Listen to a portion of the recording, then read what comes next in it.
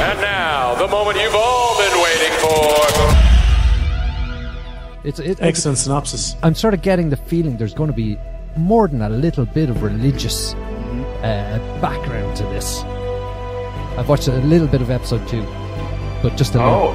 Just a little. And just the tip. Just the tip.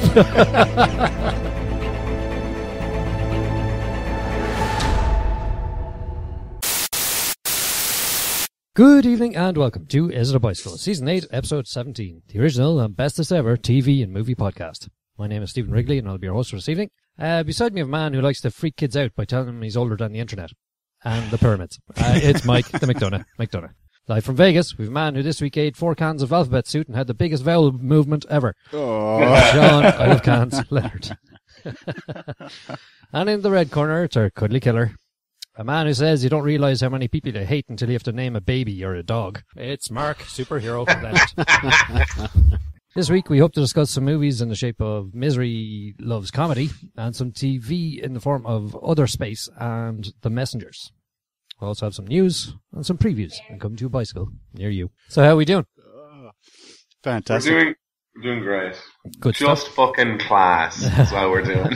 Best Great fucking day stuff. ever. Very good, very good. So I have a bit of personal news, Steve. As our readers, our loyal audience know, I'm in America. Yeah.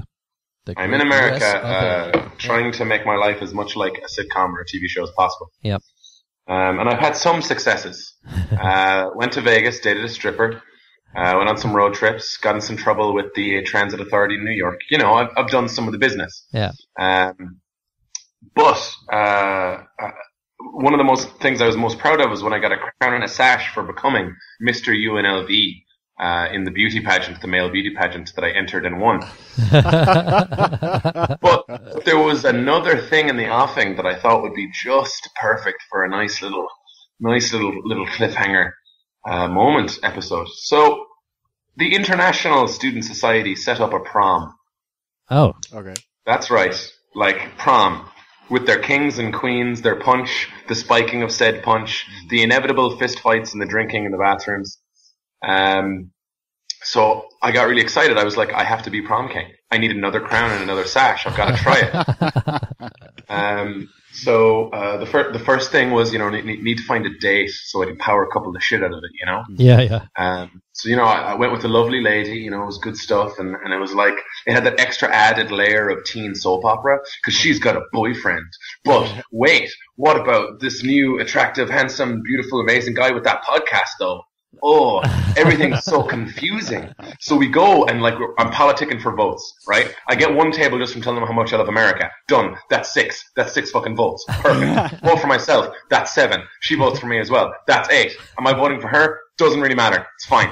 So, what am I going to do? What's this? There's a dance-off? There's a motherfucking dance-off? No This way. guy's a better dancer than me. Oh, what am I going to fucking do? Oh, I know. Take off some of my fucking clothes. Done. Another table. Ask for their vote. They're like, with those moves? Yeah, man. 8 fucking votes. Counting them up. And then the announcement is ready to go. I'm with my date, like we're there, and it's like, ooh, this is flirty, but it's not flirty. Oh, is this platonic, or is it like ooh, what's going to happen? And then they literally 3 seconds before they announce the queen and the king, she calls me the boyfriend's name. Oh. And I'm about to like start a pretty hefty conversation. And then we hear, and the prom queen is, and she wins and is whisked away to receive her tiara. No way. And I'm like, well, I guess now I have to turn my attention to, and the prom king is Sean Leonard. No. And I go up there and I'm like, yeah. And so like we're all in our sashes and crowns, and then they're like, hey, you guys are going to dance now. And I'm like, great. Everyone's going to be looking at us for 3.5 minutes while we awkwardly stare into each other's eyes. Perfect. Cool. And the worst thing was they went, we're going to play a song from Guardians of the Galaxy, which is the only way they know ain't no mountain high enough. They literally were like, you know that Marvin Gaye song? Yeah, we're going to play that because it's from Guardians of the Galaxy. So, yeah, that's me. Sean Leonard, Wow. Prom King 2015. Congratulations. Yeah. Congratulations. Congrats, Sean. All his childhood fantasies are coming true. I know. Someone Do my mistook him best. for their boyfriend. Yeah. Did she mistake you later on, or was that it? No, we decided we'd call it after the photo booth incident. Yeah. And we just went our separate ways. Good man. Good man. You kept your integrity. Glad to Did hear my it. best. Good man. Did my best. Of course, then you would have been hurt and emotional and maybe a little vulnerable, which is really attractive to other women. Damn it, you're right. And successful. Mike's a genius at this stuff. You should have rang him. What do I do now, Mike? I need to turn my pain into some kind of personable, exciting opportunity for people to get to know me and praise me and like me and love me and let them kisses and stuff. It's the American way. It's true. So you've been up to anything? Me? Yeah. I have, Steve. What have you been doing, Mike? Well, you know the way Sean and Mark really, really, really, really like superheroes. Yeah. And you know I the do way, like superheroes. Yeah. and you know the way Sean lives in the wrong country, Right. and Mark is way too busy with babies to do anything these days. Right. I I'm took busy this. with babies. I took this as an opportunity to get one up on the Leonard brothers. So I went to see Avengers: Age of Ultron, just as I could say na na na na na.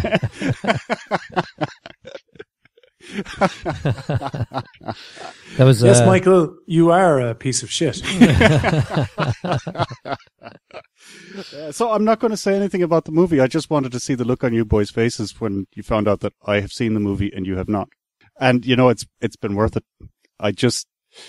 I'm enjoying every second of watching your two faces. Glad you're enjoying yourself, Michael. Can we record I'm this, Steve? glad. yeah, no spoilers, Mike. No spoilers. Oh no, I'm not saying a word about it. Not saying a word. I think that probably means I'm better than them too, doesn't it, Steve? God damn it. God damn you, Mike. You know what? I'm going to go read some book about history and then spoil it for you. Oh, wait. The present already did that. So Mark, you've been doing baby business. Picture the scene, Steve. Mm-hmm. I'm a little bit sleep deprived. Yeah. And I'm still on paternity leave or whatever it's called. So I am, when the feeding time happens at night, I want to be the supportive father. So even though I do not possess the boobs required to feed our child, I want to be there and give solidarity to my wife. So picture the scene. A week ago, I had about a week of vacation left before I had to go back to work. And I hear a cry. I'm in deep sleep and I hear a cry. I know it's my kid. So I leap from the bed and arrive at the cot. And there's no baby. Uh-oh. So I'm going, I'm still mostly asleep now. I basically got out of bed on autopilot, the way you do when you have to snooze your alarm urgently in case someone hears it and makes you get up. So I'm looking at the cot and I can't figure out what's wrong. I know there's something missing, but I'm not exactly sure what it is.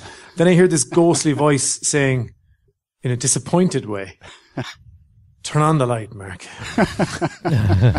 So I look around and say, "What?"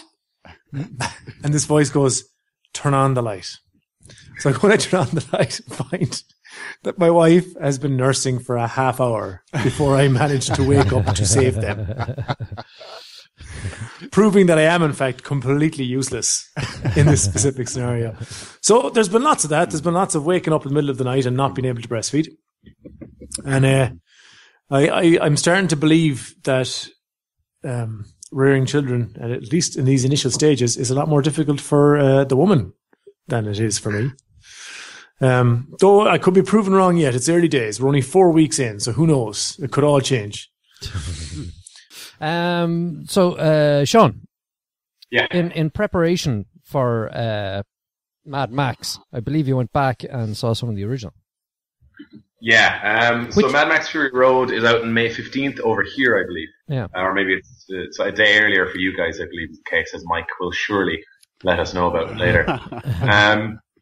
But I was in advanced cinematic structure, and I think that my Leonard was showing a little bit, because we were going to watch The Lives of Others to like dissect its structure and stuff. And then the teacher explained how there were going to be subtitles. It's and I said, such a great movie. I was like, I mean, I'm in an English grad program. I read enough. I read a lot. So he was like, I know what you're going to say if I give you an option, because I've only got 3 other movies here. So he shows us some other movies and tells us some stories about like the making of 127 hours and stuff. And then he shows Mad Max the Road Warrior. That's a fucking cracking film. It's a Western. It's got, Mad Max only really says maybe 25 lines in the whole thing. The action, the fact that they had practical effects with a gyrocopter and cars smashing into each other, only being able to do it once. Yeah. Like, how are you can't rebuild that car again in an hour and then shoot it. You know what I mean? Yeah. It was riveting from beginning to end. Like, it was just really properly classic. And if Mad Max Fury Road is anything like that, maybe even more vicious, then it's going to be amazing. It's very sweet to see Sean acknowledging that something made before 2007 could be good. But it's worth following up at number 2. I wasn't too mad about number 3. Number 3 was a bit iffy. Was that number 3? Was Tina Turner? Wasn't it? Yeah. No, I'd give that I saw the second one. Yeah, the second one is a legendary movie. Yeah, it is, yeah. The first one is a bit of an acquired taste. Yeah, it's the first one. I'm mixing up first and second. First one I liked just because in a Star Wars kind of basic kind of a movie kind of thing. But number 2 is excellent as well, yeah. I'd put them on par nearly. But yeah, I'm excited about the new one. I can't wait. Which one had the boomerang? The one I watched. That's the one with the kid. Yeah, number 2. The feral kid. Yeah. Feral Kid was the name of that guy. Yeah. If you could have put the Thunderdome in 2, then I think you have all the best elements. I thought the Thunderdome and Beyond the Thunderdome was great. Yeah. Yeah, and his upgraded weaponry in the third one was probably more interesting. Yeah, did develop all right. Another thing I liked about it was the whole post-apocalyptic scenario and the fact that there were still cops. But the population was so sparse, you only needed a couple, but there were these roving gangs that are really vicious, and you still had those people that are still trying to live, and resources were really low, and it's all about petrol. Yeah. I think it's what? I think it still is the gold standard of post-apocalyptic movies. It could be. Yeah, I mean, the Rover quite reminded me a lot of it, obviously, because the landscape and so on. Waterworld surely is a better example. Yes, Mark, that's right. Not a good example of anything, I think. It's a great example of post-apocalyptic filmmaking. I don't know what you're talking about. Okay, we'll start. We'll go to the news with Sean.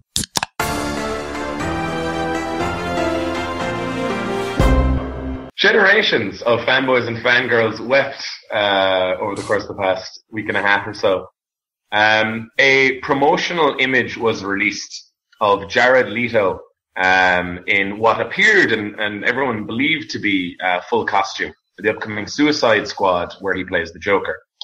And while many people who are fans of his group 30 Seconds to Mars and also who have no taste thought that it was a really cool costume idea, everyone else went, that's fucking stupid.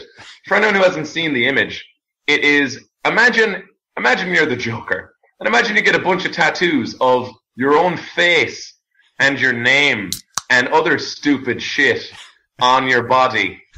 And then you're like, yeah, that's scary, right? That I'm like a big fan of myself. That's cool. I look like a grunge rocker. So everyone went, if this is actually looks like, we have no hope for this movie anymore. Cut to that going viral everywhere. And the next day, a statement made that this was actually just a 75th anniversary of the Joker promo photo going, hey, this is just an image going, thanks for all the memories, Mr. J, etc. So that's good. That's a lovely thing. Oh, okay. Now to change the pace, we're just going to talk about some superhero stuff. Avengers Age of Ultron was having a little problem in the German territories, as you sent an article to me, Steve, from the Hollywood Reporter about it. So cinema owners apparently said they were taken aback when Disney announced it was upping the fee from 47.7 to 53% of ticket sales. And that Disney was cutting its advertising spending and was not providing advances for 3D glasses. So basically, Disney were going, we're going to make more money from you showing it. And it might not seem like all that large of a leap, maybe depending on the numbers you're talking about. But 47.7 to 53, when it comes to the Avengers, is going to be a lot of money. So a spokesperson for the advocacy group IG Nord said that we're worried, particularly about Eastern Germany. Heard that before. When prices go up, then we have a serious problem that could force movie theaters to close. So it ends up being a case that it's not going to be shown on near to 800 screens in Germany that it otherwise would have been showing on. Jesus. Any idea out of how many? I don't know out of how many, but I know that it was 193 theaters. So that sounds like a fair amount to me. If you imagine the amount of showings they could have per day, the amount of screens that they could have. I mean, I don't know. I'm sure that it will be a drop of gold in the bucket in the end. But it's interesting because it's the kind of thing where when you know you have the product, you can probably gouge people. And then moving on to the final item that I was made aware of, and I truly think I should turn this over to you guys, given you've got a vested interest in it. Someone got in trouble in the UFC. Yeah, John Jones. Oh dear. Did you hear about this, Mike? I only saw a headline. Yeah. I don't know the details. So John Jones drove through a red light and hit a car, caused a 3-car pileup. And in one of the other cars was a pregnant lady who broke her arm. And John got out and he ran off. And then he went, oh, wait a minute. I left a big stack of cash in the car. So he ran back again. And he got his stack of cash. And then he ran off again. Unfortunately for him, he was ID'd by this off-duty police officer. So then... Wait, everybody that saw him. All right, probably, yeah, exactly. And the car he was driving, of course. So he was kind of... Did they have the number plate? Jones 1 Yeah, probably, yeah. JJ. So he was missing then for a few days. And it wasn't until Tuesday night, I think, that he went, okay, and turned himself in. But the fact that he left and someone was injured makes it a felony rather than a misdemeanor. Yeah. Did he cross a state line as well? Well, he couldn't have made it worse, really. So, anyway, they found paraphernalia in the car. I don't know if that's what state it was in. Oh, it was Albuquerque, wasn't it? So I'm not sure if it's legal there or not. New Mexico. Isn't it? Yeah. It's not as far as I know. You'd have to have a medicinal thing for it. What do you call it? So he's been released on bail anyway, $2,500, which is for nothing for him. And I'm sure Robert Durst will sort him out for that. But the big news is he's since been stripped of his belt and he's off the card for the next UFC where he's defending his title against Anthony Johnson on the 23rd of May. So instead, Cormier and Johnson are fighting on 23rd of May for the belt. Ooh. Yeah. So it's big news in the UFC. So he's now been fined. Oh, has he? At least 150 grand. No way. By the UFC. Well, what's his purse? Oh, yeah. Yeah. What would his purse have been? That's true. Yeah. No, I don't know. I pulled 150 out of the air. It's a reasonable amount for a title shot. John Jones is one of their prospects. He's probably on better money. Well, I can't imagine that he'll be keeping too many sponsors either. Oh, yeah. That's going to be big money. Unless he's sponsored by medicinal marijuana people. Did he have an issue with steroids? No, he had coke in his okay. bloodstream or whatever. It was detected during a blood test around December. Okay, so that's really not. So it's actually sponsor friendly. Yeah. So I think it was the Nevada Athletic Commission. I think and the UFC just said that this isn't part of their guidelines, the athletic guideline. Maybe you could get a sponsorship from Nike's running shoes. No, he got caught. Just do it. So that was the news. Speaking of purses, I've signed up to help make Floyd Mayweather just ever so slightly richer next Saturday night for the. Have you? Yeah. I booked the Maypac fight. But to put it into context, I think they're sharing the purse of something like $200 million. I know. Which is probably more than the UFC have paid out for every fight they've ever had. Probably. It probably is. The question is, Mike, when this fight is done, what's left for boxing? Rematch. Yeah, rematch. And probably a second rematch. Rubber match. If they win one each, it'll be great. Yeah, Is there no one else? I know. There's, everybody loves watching Klitschko bore the shit out of the fans. Right. Yeah, That's what I was getting to. Like, the Klitschkos are boring. Like, yeah, I think the heavyweight division, you can forget about it for probably 5 or 10 years till somebody new comes through. You have Deontay Wilder is, the only guy showing any potential, but he's not fought anybody who can take a hit. Yeah, you're really looking at middleweights and welterweights for any kind of excitement in the next 10 years, I would say. Wow. But that's okay. I can You live heard with it here first. Yeah. So Mayweather, someone been interviewed during the week. It's Mayweather Entertainment Enterprises or something similar like that. He's no bones about it. It's all about the money. Oh, yeah. Was he 47-0 That's right. Yeah, wow. yeah. Actually, that's unreal. he came out with a fantastic quote actually the other day. They were asking him, what the record means to him. And he said, $200 million. He says, I don't care about the record. I care about the money. Yeah. He says, my daughters can't eat no zeros. Very good.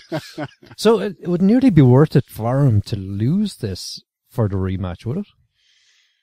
I think whichever way it goes, there's going to be a rematch. Right. Okay. But it's just so much money involved. It's a no-brainer. Yeah. Okay. Right. Let's get started. We'll start with OtherSpace. Sean, do you want to tell us about OtherSpace? Sure. So, a young captain is given his first ship and first assignment with a ragtag crew. The usual science officer, navigation specialist, hologram, robot, etc., engineer. Almost very similar to something like a Star Trek crew. And they set off on their first mission, realize that they've already made a mistake, and are about to turn back when they get sucked into an alternate dimension. They are in an entire other space with no food and with very little ability to cooperate.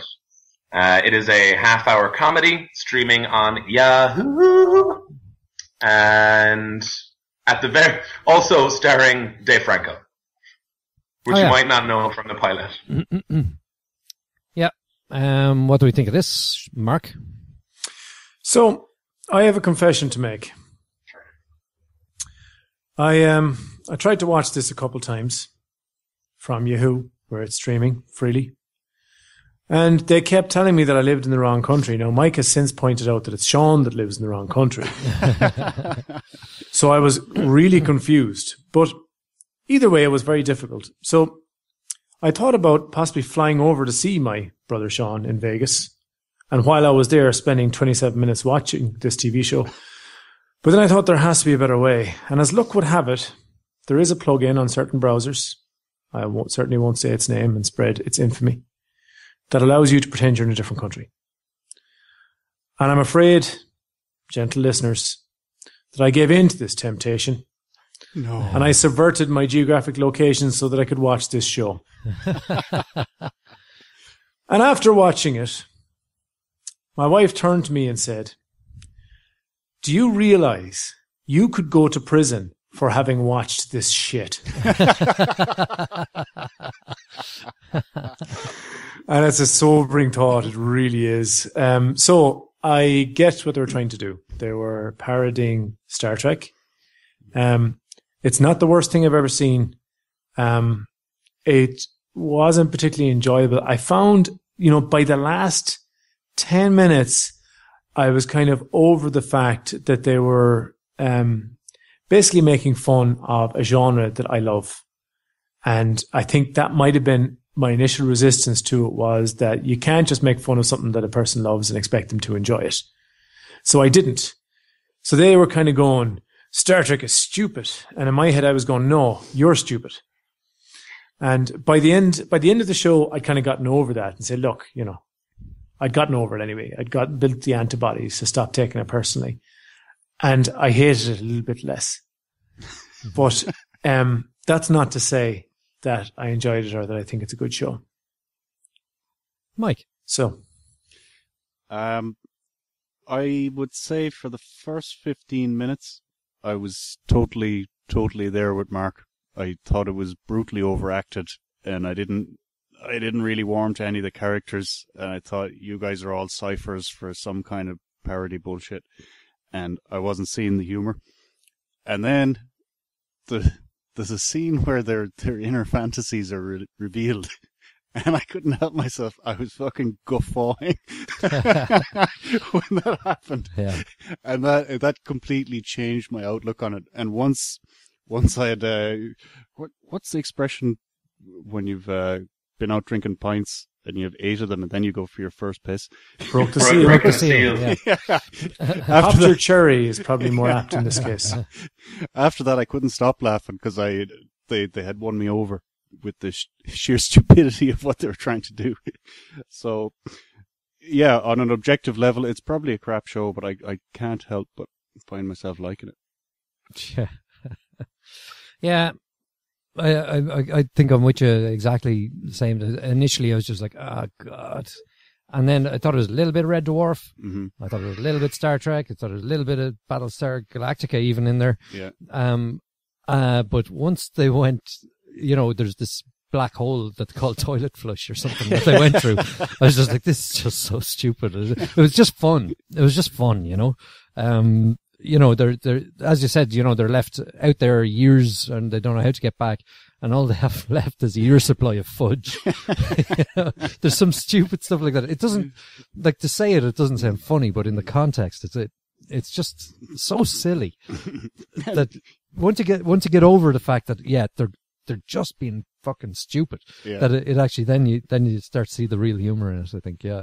I can see this growing as the actors grow into their own skin as such with the characters. I think that this will have legs.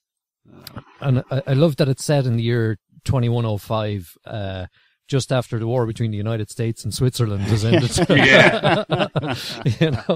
I thought that was very funny. I did watch a second one. Oh, yeah. Because it's short and it was late, and I sort of watched this, and I didn't want to start something else. I thought, I'll watch the second one because it's short. It was just funny because they had an alien, and all he does is quote Matthew McConaughey. That's all he does. It's very, very funny.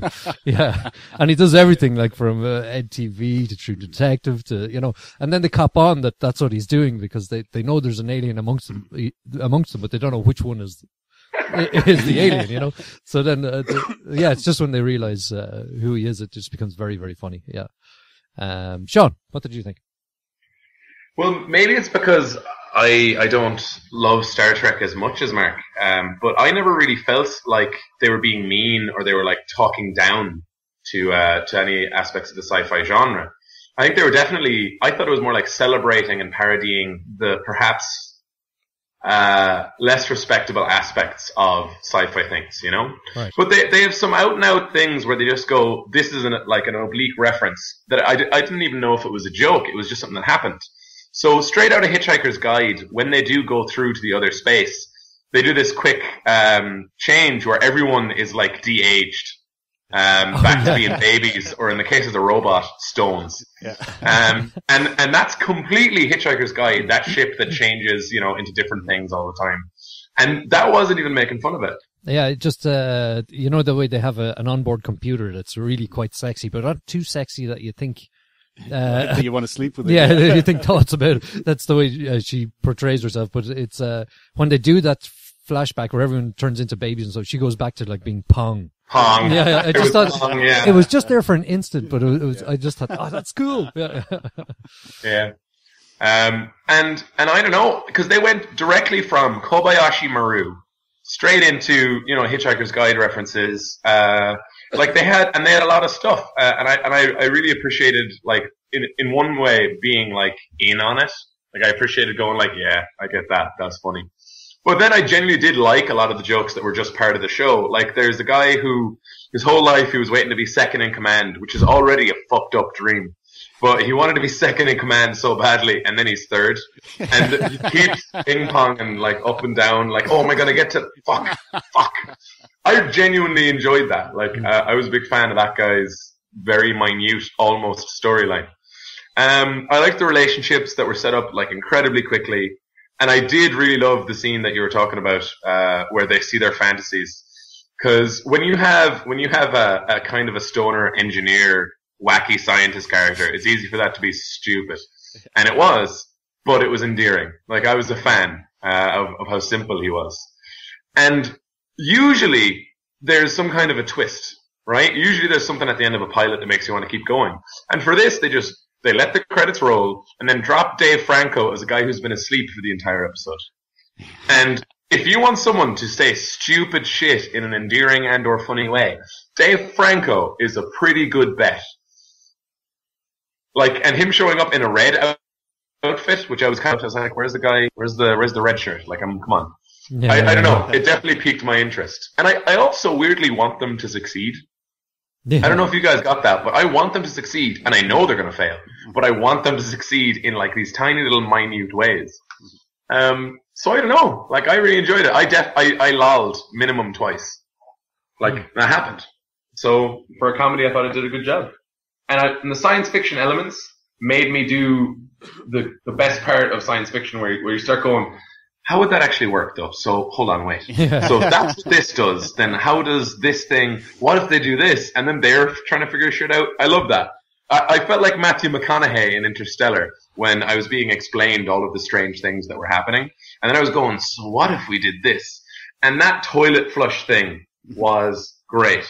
Because that's a classic staple of Star Trek. Come up with a perfect metaphor to explain what the scientist just said. And he's like, no, it's not that. It's this. No. Yeah, it's a toilet. Yeah. I was a fan. Big fan. So, trailer from you. It's thriller for me. Mark? I didn't lol. I mommed. I got sick in my own mouth. So it's filler for me, I'm afraid. Mike? Yeah, I have to say, after a dodgy start, I enjoyed it, and I'm going to watch more of this. Yeah. Yeah. Like I've said, I've watched episode 2, and I will go back and watch more, and I hope this lives long and prospers. Yeah, I know what's wrong with you people. Yeah. Yeah, the second of our TV this week was The Messengers, and it's set in pre-apocalyptic USA. It's it's got there's 5 unrelated people who seemingly die from the effects of a comet hitting Earth, and they revive soon after and discover they have powers. But why? To what end? Can't we just be left alone? Who is the man who calls himself Death? And comets. So that's it, briefly, I guess. It's excellent synopsis. I'm sort of getting the feeling there's going to be more than a little bit of religious background to this. I've watched a little bit of episode 2, but just a little. Just a little. And just the tip. Just the tip. And did you guys see the preview of the season that they have, the trailer that's going around? I can't believe you just high-fived. I cannot believe you just high-fived over saying just the tip. You are grown men. You are grown men, and I'm sitting here wearing a prom king sash, so I'm going to stop. Did you guys see the trailer for the upcoming season thing? Because I really felt it was at the end of the episode. Did you guys not check it out? I watched it. Post-credit crap again, isn't it? Yeah, but I mean, I feel like we could talk a little bit about the season and like things that they have told us in their trailer for it. Okay. It's definitively going to be religious. I mean, from a guy showing up and going, the name that sat on him was death and hell followed with him. And then, seeing people with wings in reflections. And the fact that could be X-Men. No, it's not X-Men. Sorry? That could be X-Men. No. Nah, man. No. Not till their wheels. Nah, man. Yeah. No. It's not going to be like they got pretty blatant about it as the episode went on. I felt. I do think they did a good job, bearing in mind there will be like these religious connotations and things of picking what like jobs and past lives their cast would have. Right. Mm-hmm. You know what I mean? Like, yeah. I appreciated that they went to an effort to make them all different. You've got the lady who does science that conveniently fits into the meteor falling to Earth. Yeah. You've got the mom who has a child and a husband who is a cop and seems like a terrible person. You have the son of a preacher who is also a TV evangelist himself as well. You've got the secret agent dude who shoots shit. Yeah. And looks really attractive. And then you've got the student who just doesn't fit in. But why is he being bullied? But what about that girl that he really likes? Yeah. Though. So yeah, I thought that was a good choice for their cast. That's the demographic. They've got all the different elements there. Did you find? Well, I'm just when I was watching it, I was, you're curious at the start. You're getting all the setup. You're getting the main event. The comic thing happens pretty early on, and then it gets quite good. It gets really exciting. You're just going, yeah, I'm in with this. And then towards the end, I'm sort of going, oh, just when it sort of became apparent where this was going, I was sort of like, right, I'm not that interested in it anymore. These powers are kind of crap, I could do way better. Yeah, it's just like, yeah. And that's kind of why I watched the tip, because I hadn't convinced myself yet. Yeah. So what do you think of this, Mike? I love all this kind of crap. Supernaturally as well, isn't it? It's all supernaturally and biblical and all this. Yeah. Hell follows with him stuff. So I'd be all over this kind of thing. It's the Book of Revelations, isn't it? A little bit, but I think there's going to be more to it than that. One thing that did kind of make me wonder a little bit was that you have obviously Satan coming to Earth, and then these guys get their angel powers. Right. But they seem to get them from him. Yeah. Which isn't quite according to the script. Yeah. So that had me wondering, I better watch some more episodes. Yeah. See why this is happening. That's exactly what I was talking about with the sci-fi thing. Once they tell you that there are rules and you become invested in those rules, you want to see how the plot works around them, Uh-huh. I thought it was interesting. Yeah. Mark? So, like Mike, this is my kind of thing. So I didn't hate it. There's been a couple of shows that have abortively explored the rapture. And, maybe we're seeing the prelude to that, or if not the rapture, at least the apocalypse. I always think that the biblical backdrop makes these kind of things a bit more interesting. Because it's almost like this book that people believe and don't believe is true, So it's almost like you've based this on a true story almost. So I tend to enjoy them more like that, and I always find religious horrors more scary than non-religious ones for the same reason. So I thought the characters were good. I thought the show in general was reasonably well acted. It starts off a little bit ham-fisted. The whole, I'm going to say it's a Johnny Cash quote, but it's not. Obviously, it's from the Book of Revelations. The thing at the start, and I was going, right, I'm pretty sure I know where we are now. Proceed, sir, after the credits with the rest of the TV show. I thought that was a bit ham-fisted, as I said. It was a bit obvious, but it doesn't do any harm, I do quite like when people have writing at the start to tell you exactly where and when you are and what's going on, like they do in the Star Wars movies. And I guess this was a scene that did a lot of that. So not the worst in the world. There's shades of the 4400 almost to it. And shows like that where people gradually discover powers and what it means and what it means to the rest of humanity. You have the whole, like I said, the biblical stuff going on as well. It's interesting. It's, possibly worth another look. I may get beyond the tip of another episode. Yeah. Should also point out everybody in it, virtually everybody in it is really, really good looking. They made quite an effort on casting. I never complain about that. Yeah. One thing I did note was that I didn't see any kind of secondary characters that I would have recognized from something else. Maybe an Anthony Head or a John Torturo just lurking around in the background. I thought it could have maybe done with that. What do you watch more this week? I was actually a little... So, we have a group of people, right? and we know that they're all connected now because after this event. But the pilot has to have all those people either come together or not. And there are problems with both of those things, really, because if you put them together too quickly, it might just be like, oh, that was very convenient. And a couple of times I almost did have a problem with that, and then they wrote it off as Providence. So I was like, oh, okay, sure. That had to happen. I get it. God and stuff. But the fact, I thought they did very well in their editing with juxtaposing the stories of certain characters with other ones.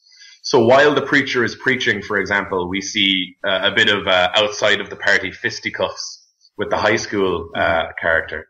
And I thought that was well done, because what we really don't know about yet is what's going to happen when these people all meet up with each other.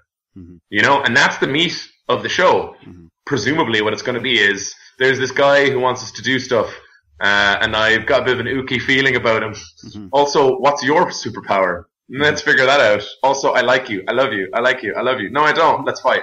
So I would like to see that stuff, but I haven't yet. And I don't know if that is the thing that makes me go, well, fuck that anyway. Or if it's the thing that makes me go, you fuckers. Fine. I guess I'll have to see it. One thing I forgot to mention while I was giving my review there was while I was watching the show, it reminded me palpably of Dean Koontz's style of writing. Mm-hmm.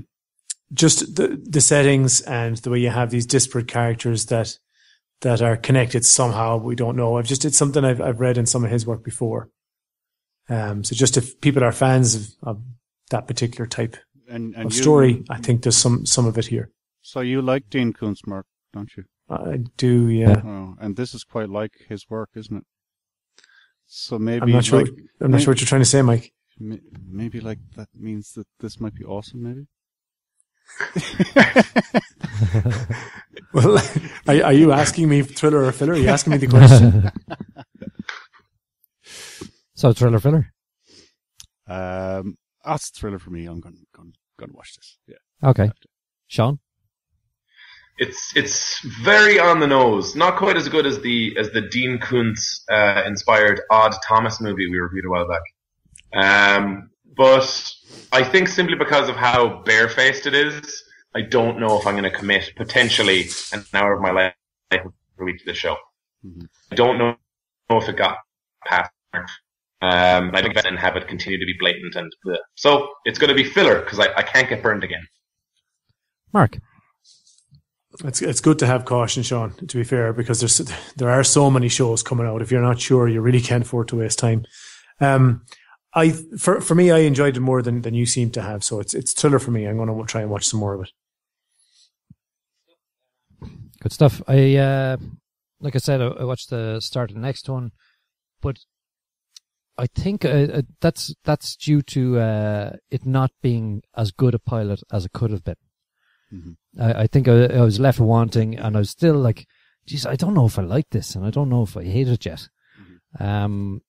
And there wasn't that big a hook for me at the end, but for the purposes of reviewing this, I went and watched another bit. But I think I'll finish that episode. Mm-hmm. So on that basis, I'll have to give it thriller. Mm-hmm. But I think if they don't pick it up a bit, we're going to see it on the cancellation list. Could well end up like 12 Monkeys.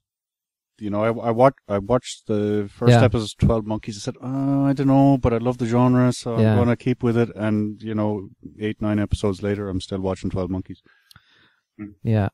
So we have, there's 12, just pre and post-apocalyptic stuff, post-apocalyptic related stuff. We've got that on the go. We've got 12 Monkeys on the go. We've got The Messengers here. Mm-hmm. We've got Last Man on Earth. We've got The Walking Dead. Yep. What else is there? We've got the fight ship, or what do you call it, ship? The last ship. The last ship. Yeah. There's 5 Falling already. Skies is finishing Falling its Skies. season, its series this summer. Yeah. Jesus. 6. Oh, there's probably a half a dozen more if you... You're spoiled for choice, Mike. Yeah. It's hard to fit them all in one day. Revenge. Revenge. Is that Nashville? Don't you be dissing Nashville. I fucking love Nashville. Oh, God. Just don't have time to watch it. Okay, last up we'll talk about Misery Loves Comedy, our movie. Mark, do you want to tell us about this? Sure, Steve. I don't have any of the background to this movie, but it's kind of like a documentary done as a series of interviews with famous and not so famous comedians, where they're all asked, I believe, the same list of questions, and they answer from their own experience.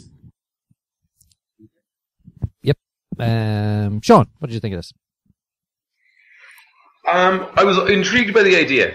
I think comedians are interesting, and obviously if you're going to put any type of person in front of a camera seated and go, right, it's going to be a movie just of talking to people like that, picking comedians was a very smart group to pick.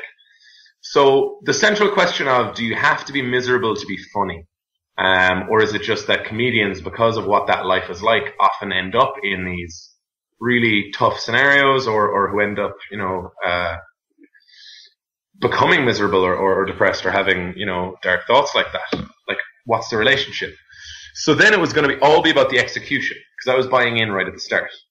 And for a little bit, I wasn't sure. So they started off by just having a few little tiny bits and pieces of things that they will talk about. And that was very well edited and very clever. It's all about the editing when it comes to a documentary anyway. And you even have the guy behind the camera, and you hear him going, yeah, no, they're never going to hear me. They'll never hear my voice. So if you could just, kind of thing where you have to repeat the question, I'm never going to show up. And then Martin Short goes, well, I think you might have a winner then. He's already joking about it. And I went, okay, I'm settled in. Bob Saget is a bit nonplussed, and I'm happy about that. Let's move on.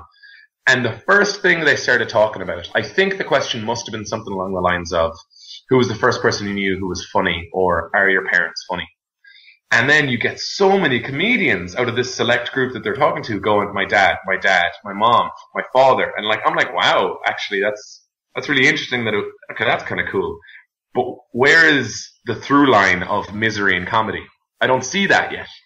And then I realized that after watching it for about 15 or 20 minutes, all these comedians had gone, okay, question about parents, started talking about their home lives, and then started joking about the difficulties they had relating to their family or parents. And I went, holy shit, that's some combination of deflecting. It's also them going, well, this is how I have made myself at peace with these relationships.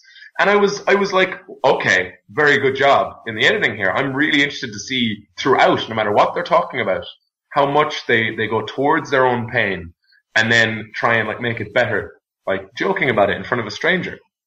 And I have to say that the best person for that throughout, for me, the MVP, was Freddie Prinze Jr., who I did not know anything about his dad or anything. And he had some of the best. Yeah. And he had some of the best stories. It was crazy. And he was a perfect example of joking about pain. At one point he talked about his first role was being a thug who brought a gun to school. And he literally was like, yeah, Scooby-Doo, that was pretty gangster too. And you're like, that was a much maligned thing that you did. Pretty much the last big movie that you did. I wonder if you're bitter about that. I can't tell, because you seem to be joking. And then going in depth about his dad's suicide. Some real fucking shit. This is heavy. And I could tell, the ways that he had come to terms with it. He actually talked me through that through comedy. So I don't know.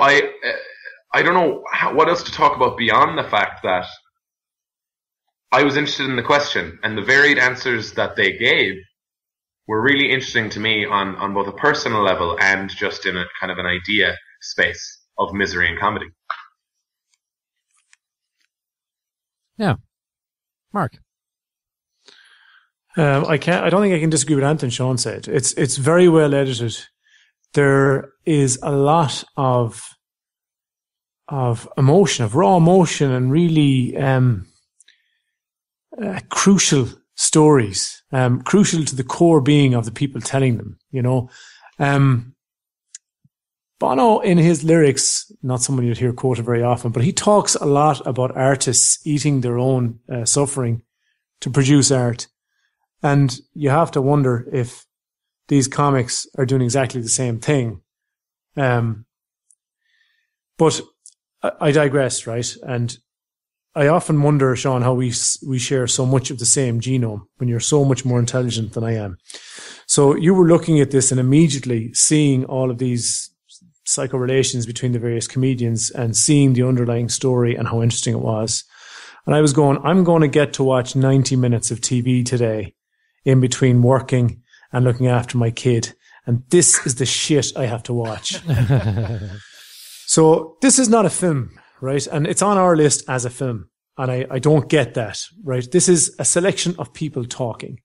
And I get that film, like all of the other mediums, is art. And this is definitely art. And I think, Sean, you've captured that beautifully, right?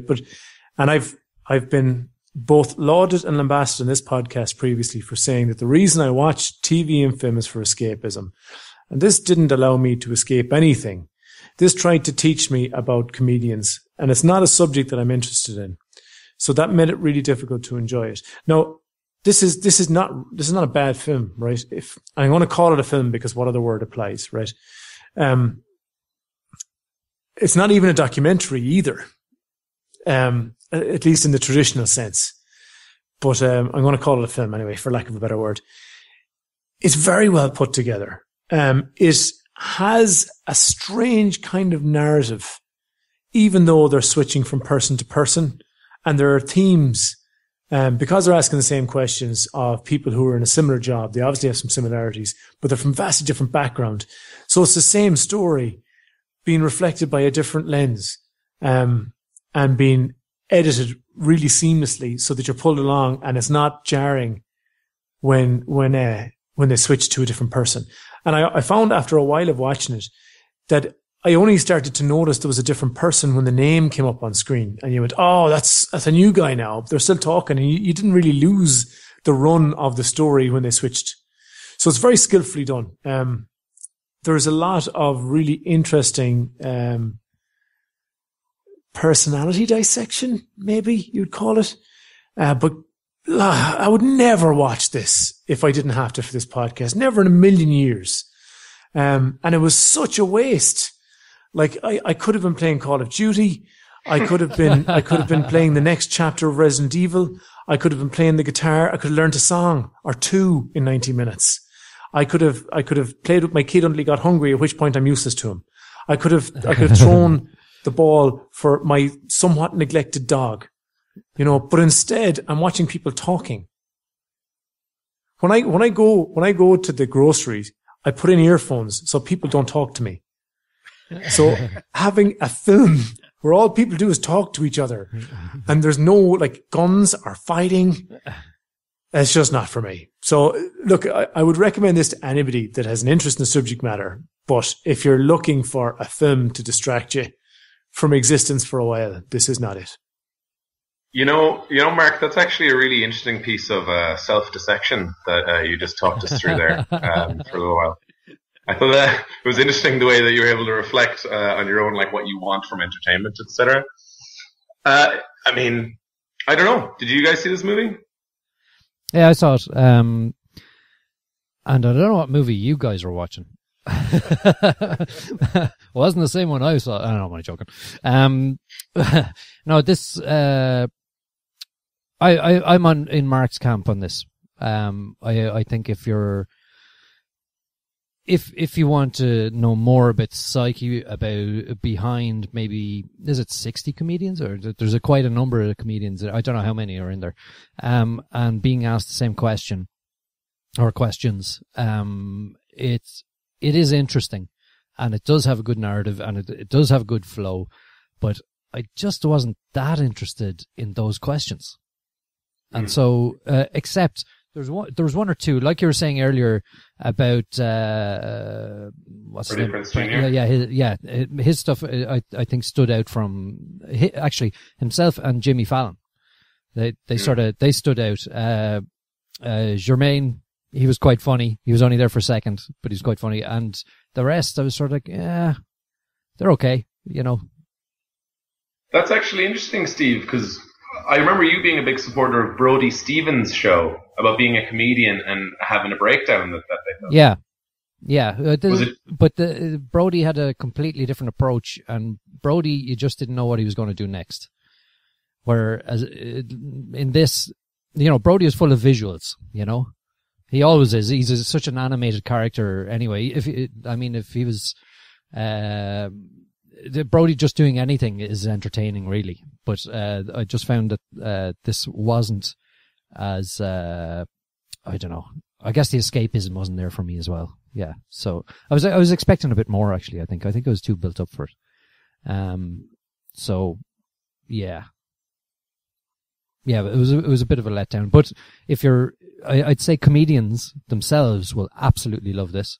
I'd say anyone on stage will absolutely love this, because it essentially what it's doing is going and looking to see what drives them or what drove them to get into this area of work.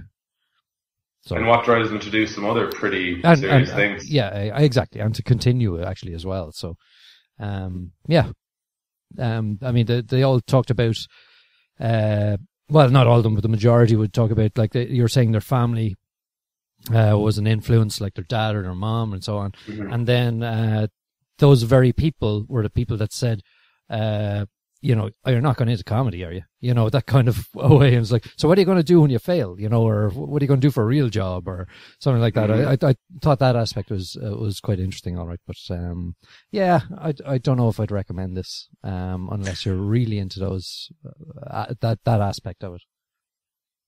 Sean, how much of your story did you find reflected in this? Because you've headed off to Vegas now to pursue writing as a career. It's not the first choice for a lot of people. I mean, I found it was particularly pointed out even in one of the interviews. One of the guys went, I mean, I think the comedians are fucked up, but I don't think a normal person could write the great American novel either. I think the same questions that are posed towards comedians, I think could definitely be posed to a lot of different kinds of writers. And I don't know. I think that I most identified with Penn Jillette, who had a great line where he talked about how the only difference is that between people in show business and people not in show business is that the people in show business show their pain and their struggles because those are the things people are interested in. Like, when it comes down to it, I think the things people are really interested in are when things are difficult and the way that you act, the way that you react, embarrassment, like the extremes of emotion, you know? And I that's just how story is constructed as well. And I thought that I identified with that most closely, and also the fact that if there was an experience that was truly outside of the human norm that a comedian talked about a lot, no one would go see that comedian because they wouldn't be able to identify or reflect with it. Right. So I don't know, yeah. I don't think that you need to be miserable to be funny, though. I don't think that's true. I guess you just have to be aware of that rough, difficult, dark side of emotion and be able to interact with it. Whether that's reveling in it, whether it's misery or anger, like Lewis Black does, or even in other people's, to be able to show it to the world and be like, this is what this is. Okay, Sean, do you want to mark this then? Yeah, I mean, I found it very interesting, would recommend it to anyone. I thought it was a great touch to end it with in loving memory of Robin Williams. I would give this a 7 out of 10. Right, Mark. Jeez, it's a tough one, Steve. There's a tough one. Well, there's two aspects to this. There's like we're marking it as a documentary, I guess, as a movie.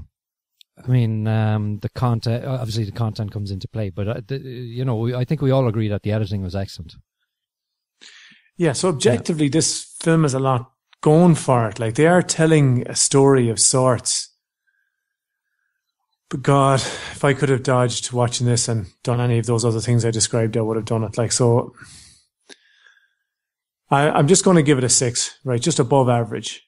Like, if you're like me and you like, you know, the lowest common denominator in your media, then you're probably not going to really enjoy it all that much. If you like something where you can potentially learn from what you're watching, then you'll probably enjoy it a lot more. But it's very skillfully put together, so it's a 6. Yeah, I'm going to go with a 6 as well. Yeah, I think it's bang on the bottom. I think it's pretty fair mark to give it, actually. So, yeah. All right. Next up, we'll have some previews and Coming to a Bicycle near you.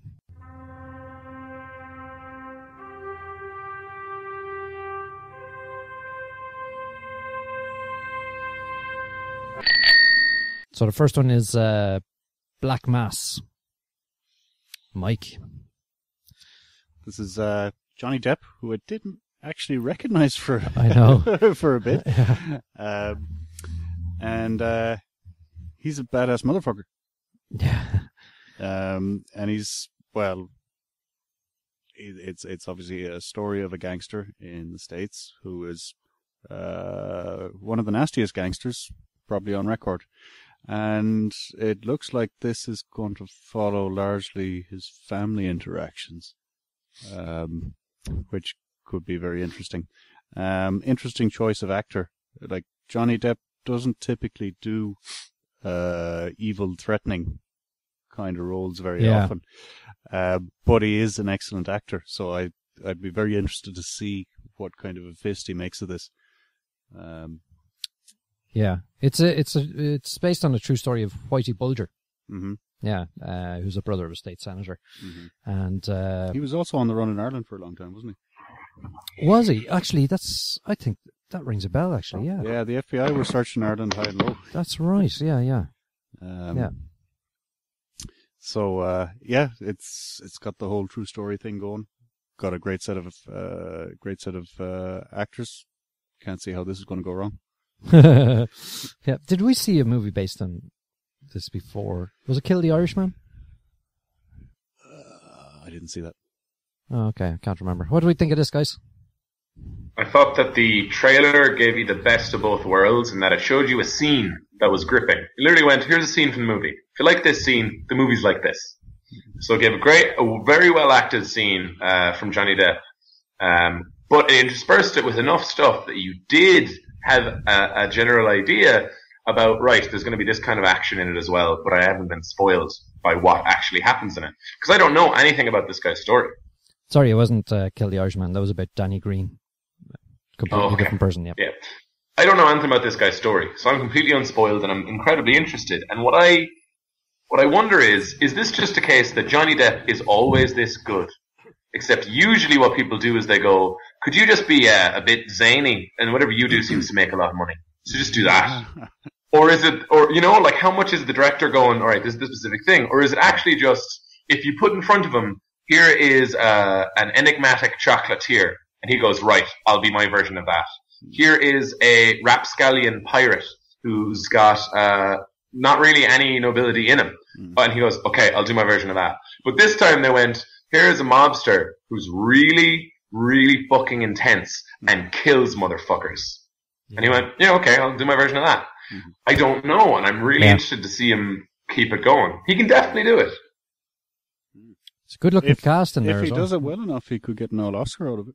Yeah, it's true. I see Benedict Cumberbatch is also in it. Kevin Bacon. Yeah. As we saw. Mm-hmm. Jesse Plemons from Breaking Bad. Dakota Johnson, Juno Temple. There's loads of big names in there. Mark, did you see this?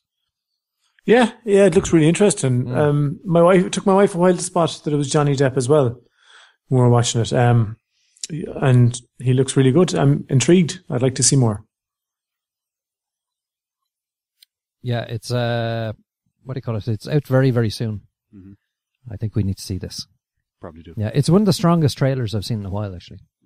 Yeah, it's one that I've just got within 20 seconds. I was like, "Yep, got to see this." Yep. Well, as Sean said, it's not often they give us nearly a full scene. True. In a trailer.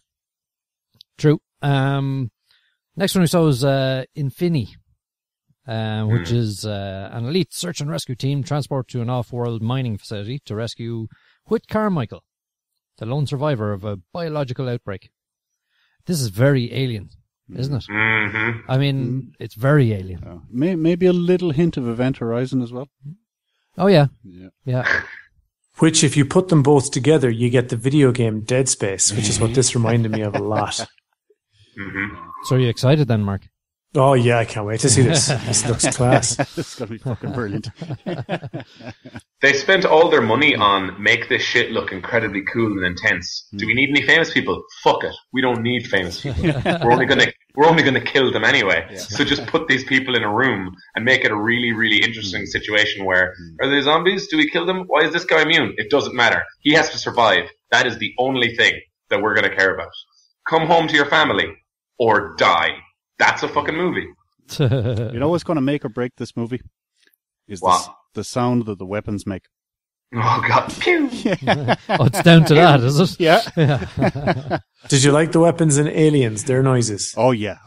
Yeah, that's gold standard. So if they can get even close to that, this movie is going to be a fucking legend. The third one you saw was Phoenix. Sean, do you want to tell us about that? I watched this trailer and then realized that throughout the first half I hadn't been reading any of the shit in the bottom. So what I think this is about is there's some people during World War II and they're going through an America-controlled area, and there's a guy with a mustache, and they're sad. Okay.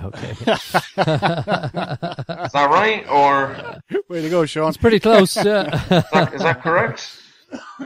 Yeah, it's a about a lady. I think she survives the Holocaust, and hang on, don't spoil it. These guys don't know about the Holocaust. Oh yeah. She has a bit of an operation to fix her face, but she looks different, very different, and sounds a little bit different. Does she look better? It remains to be seen. But she goes on hunt of her husband and see if he really loves her for the person she is. I think that's the general gist. Yeah. That's good. Does she not wind up looking like somebody famous, and then the former husband of the famous person decides to make some money off her? I don't know. I didn't read that out of this trailer. That was in the trailer that I watched, which Oh, really? maybe I Well, watched. it sounds interesting. Tell us Oh, more, no, Mark. it's not interesting at all. And the fact that this is in German makes it even less interesting. So it's funny because I was watching this, and within about 10 or 15 seconds, I just went, oh God. When I saw because I had film festivals coming up, and then next thing subtitles hit, and I went, Jesus. And then, Michelle looked up then when I said that, and the first thing you see is you want the bandages in her face. And she goes, oh God, who put this in the list? No, probably Steve. So no, it's not the worst trailer I've ever seen, even for a subtitled film. It looks mildly interesting. I wouldn't be bothered, to be honest. All right. I'll let you know how it goes anyway. You're the only one going to be watching this. Yeah. That's it for this week. Actually, Mark, I meant to say to you, did you get to The Ultimate Fighter, the new season? The Black Zillions versus American Top Team. Yeah. I've seen everything except the fight at the end. Unusual sort of situation this year, or this season. My biggest problem with it is that they keep repeating themselves and reinforcing points that they've told us four times already, and it's reality TV, right? It's really getting on my wick. It's really getting on my wick. You know, I don't know if I'm going to be able to, wade through 45 minutes of that to see, the fight at the end. I think I'm just going to have to flick through it, or, it's really, I don't know. Well, you can watch The Ultimate Fighter that way and get something out of it. Yeah. But what I think the issue is here is, if we had famous coaches from the UFC, there is a backstory to those guys when you start the show. Yeah. And then you fill in the characters as you get to know the fighters, and that becomes the story for the rest of the season. But in this particular case, because we're dealing with the coaches who are owners of competing gyms, we don't know them. So as they are the only story we can be sure we can flesh out, they're hammering that to death in the first episode.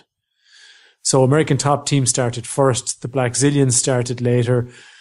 As far as American Top Team is concerned, the Black Zillion coach is just a businessman with some money, and he keeps buying fighters and paying them to come train in his camp, so his camp is good. American Top Team's coach is an actual BJJ black belt, and he's legit. Then if you look from the other side, the Black Zillions don't think that at all.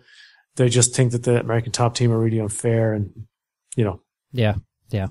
And they glared at each other. The stare down at the weigh-in was funny. The fighters didn't look at each other at all, but the two coaches stared at each other. Yeah. And you're right, Steve. They must have told us that, what I've just told you there now, about 4 or 5 times during the 45-minute episode. They are hammering it. But hopefully as everybody learns to hate each other, and it's not just the two top guys, we'll probably get more interesting storylines. Yeah, true. Yeah. I'll give it another go anyway and see how it goes. But, yeah. I was a bit disappointed because I was expecting, 16 fights in the first episode, and it didn't happen. But anyway, I think that's all we have for this week. Oh, just Or before, do we? just before we sign off, yeah. I was just going to say maybe tomorrow I'm going to go and watch Avengers Age of Ultron again. You're such a piece of shit, man. Very good, very good. Okay, with that, from Mike, Mark, Steve and Sean, stay classy.